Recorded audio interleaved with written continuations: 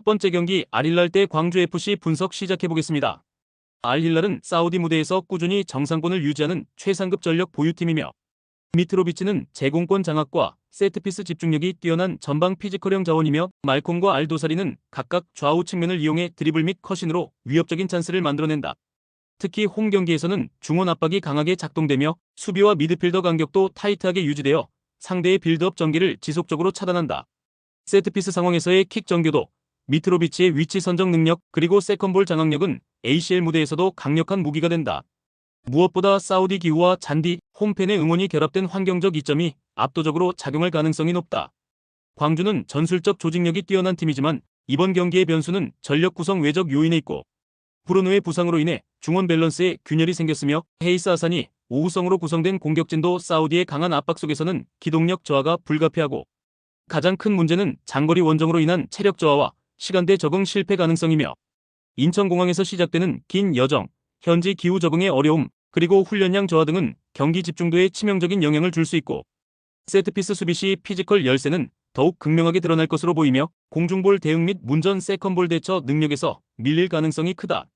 알힐랄은 홈이라는 환경적 장점과 피지컬 우위, 세트피스 집중도까지 모두 우위에 있으며 경기 주도권을 놓칠 가능성이 낮고, 광주는 전술적으로 훌륭한 준비가 예상되지만 현실적인 체력 부담과 환경 적응 실패 가능성, 그리고 키플레이어의 부재가 발목을 잡을 수 있고, 이번 경기는 실질적인 전력보다 경기 여건과 피지컬 격차가 승부를 가를 구조고, 알힐랄의 승리가 유력한 시나리오다.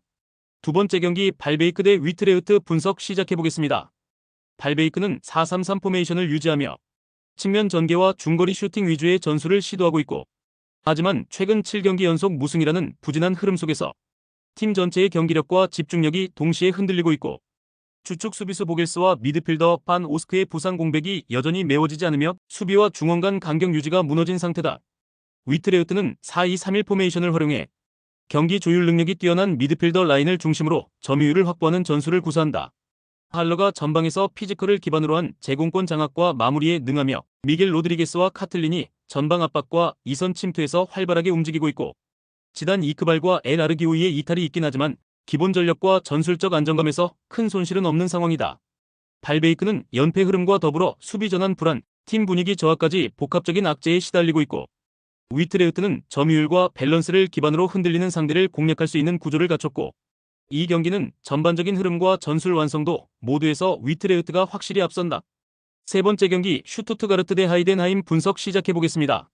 슈투트가르트는 4-2-3-1 포메이션을 바탕으로 중원 전개와 박스 근처 연계 플레이가 정교한 팀이며, 특히 중앙 미드필더 운다브는 후방과 전방을 연결하는 박스투박스 유형으로 수시로 전진하여 데미로비치에게 결정적인 패스를 공급하며 공격 루트의 핵심 축을 담당하고 있고, 측면에서는 피리이가 넓은 전개를 통해 상대 수비를 넓히고 중앙에서 공간을 창출하는 움직임의 완성도가 매우 높고, 홈에서는 전반부터 강한 템포로 몰아붙이며 주도권 유지력이 매우 안정적이다. 하이덴하임은 기본적으로 수비적인 운영에 집중하지만 최근 3연패를 기록할 정도로 전술 응집력과 수비 집중력 모두에서 붕괴된 흐름을 보이고 있고, 특히 수비 중원 간격 유지가 무너지며 중앙을 활용한 상대 전술에 반복적으로 대응하지 못하고 실점하고 있으며, 공격에서는 콘테의 단독 돌파 외에는 뚜렷한 전개 루트가 없고, 최근에는 체력 저하와 후반 집중력 저하 현상도 겹치면서 대량 실점 빈도가 증가하고 있다. 슈투트가르트는 중앙과 측면을 동시에 활용할 수 있는 전개 유연성과 박스 근처 마무리 능력을 갖춘 팀이며, 하이덴하임은 수비 구조의 전술적 완성도가 붕괴된 상황이며 경기 전체 흐름은 슈투트가르트가 주도할 가능성이 높다. 네 번째 경기 PSG 대 오지시니스 분석 시작해보겠습니다. 파리는 좌우 전개와 하프 스페이스 공략에 특화된 구조로 이강인의 템포 조율과 크바라 덴벨레의 컷인 돌파가 유기적으로 결합되고 있고, 전방 압박 회복력이 뛰어나며 빌드업 후 침투 전환 속도가 리그 최상위 수준이며, 특히 중원에서의 탈압박 측면 확장 세컨볼 회수까지의 사이클이 매우 정밀하게 작동된다. 니스는 윙백의 수비 가담 지연과 300간의 커버 범위 부족으로 하프 스페이스 수비 구조가 무너지는 흐름을 반복하고 있고, 본비토 이탈로 인해 수비 간격 조절이 느슨해졌고, 은돔벨레의 결장으로 인해 탈압박 후 전개 타이밍이 급격히 저하되었고, 전체적인 라인 유지력이 흔들리며 후반으로 갈수록 간격 붕괴가 심화될 위험이 크다. 파리는 측면 확장과 전환 타이밍에서 전술적 완성도가 높으며, 니스는 반복적인 수비 간격 붕괴와 빌드업 불안정으로 인해 경기 흐름을 안정적으로 끌고 갈 여지가 부족한 상태고, 전반적 리듬 조율 능력과 수비 대응 완성도 모두에서 파리 쪽 우위가 뚜렷하다. 5번째 경기 스토크시티 대 셰필드 분석 시작해보겠습니다. 스토크시티는 4-2-3-1 포메이션을 바탕으로 베주노 마누프 아라마디 조합을 통해 중앙과 좌측 위주의 전개를 시도하는 구조고, 베주노는 탈압박과 측면 연결에 능하지만 전개가 다소 단조롭고 세컨드볼 연계가 끊기는 흐름이 자주 발생한다. 특히 스티븐스와 로즈가 빠진 좌측 수비는 조직력과 커버 타이밍이 뒤처지며 하프 스페이스를 열어주는 실점 패턴이 반복되고 있고, 전개 속도 대비 수비 전환이 느려 압박을 받으면 공간 조율 실패로 이어지는 장면이 많다. 셰필드 유나이티드는 4-4-2 포메이션으로 캐넌 무어 투톱을 앞세워 전방 압박을 적극적으로 시도하며 중앙을 하메르가 조율해주는 구조고, 하메르는 탈압박 후의 전진 패스와 박스 근처 세컨드볼 마무리에 능해 상대가 정렬되지 않은 상황에서 빠르게 기회를 만드는 플레이메이커 역할을 수행한다. 수적 열세는 부상자 다수로 인해 존재하지만 스토크의 전개 단조로움과 템포 지연은 오히려 셰필드의 압박 전개 타이밍을 돋보이게 하는 환경이 될 수 있다.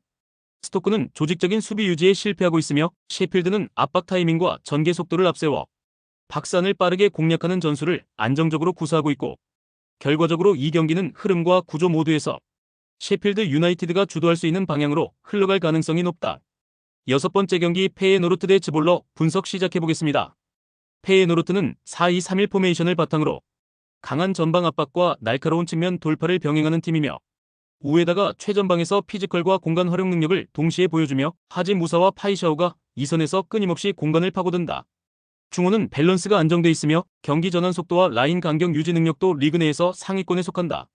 즈볼레는 동일하게 4-2-3-1 포메이션을 유지하고 있으나 중원 압박과 수비 집중력에서 불안한 모습을 자주 보이고 있고, 벤테와 반덴 베르흐가 미드필드에서 버텨주고 있지만 크라스테프 중심의 공격 전개는 속도감이 떨어지고 결정력도 낮고, 특히 수비진이 압박을 받을 경우 라인이 무너지는 빈도가 높으며 이로 인해 뒷공간 노출이 자주 발생하고 있다. 페예노르트는 안정적인 중원 구조와 빠른 템포를 바탕으로 공격과 수비 모두에서 높은 효율을 보이고 있고, 즈볼레는 수비 집중력 저하와 조직력 붕괴로 인해 상대 전방 압박에 쉽게 흔들리는 모습을 보이고 있고, 이러한 흐름은 페예노르트가 홈에서 확실하게 경기를 풀어나갈 수 있는 이상적인 환경이다.